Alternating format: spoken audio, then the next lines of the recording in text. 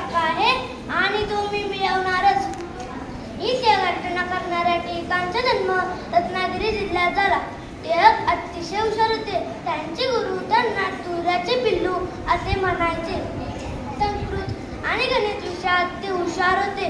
शालेय जीवनापासूनच त्यांच्यात सत्यप्रियता, स्पष्ट वक्तेपणा आणि अन्यायाचा प्रतिकार करण्याची वृत्ती होती. त्याचे एक उदाहरण सांगतो. बालमित्रांनो, एकदा काय झाले, गुरुजी वर्गात आले. त्यांनी सर्व मुलांना दंत हा शब्द लिहिण्यास सांगितला.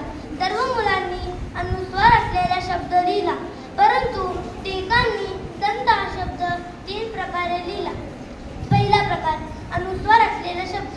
दुसरा प्रकार ज काढून अर्धा न तो जोडून लिहिलेला शब्द. तिसरा प्रकार स न च असे 3 प्रकार टिळकांनी लिहिले. गुरु झाले.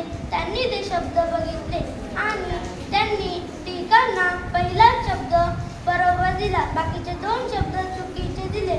परंतु टिळकांनी आपले मत ठामपणे मांडले. शेवटी गुरुजींनी 3ही शब्द बरोबर असल्याचे सांगितले. परिवर्तनाला शिक्षणाशिवाय पर्याय नाही हे त्यांनी जाणले. टिळकांनी आपल्या मित्रांसोबत न्यू इंग्लिश स्कूल आणि डेक्कन एज्युकेशन सोसायटीची स्थापना केली. टिळकांचा गणितात व्यासंग होता.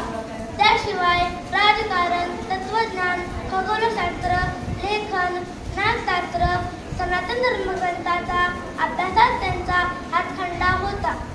लोकांना एकत्र आणण्यासाठी त्यांनी गणेश उत्सव व शिवजयंती उत्सव सुरू केले. समाज प्रबोधनासाठी त्यांनी केसरी व मराठा ही वृत्तपत्रे सुरू केली.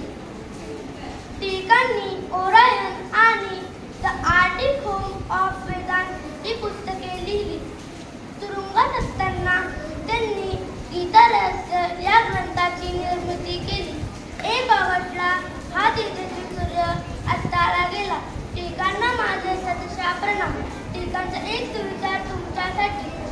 महान यश सहजपणे मिळत नाही आणि सहजपणे मिळालेले यश महान ठरत नाही. धन्यवाद.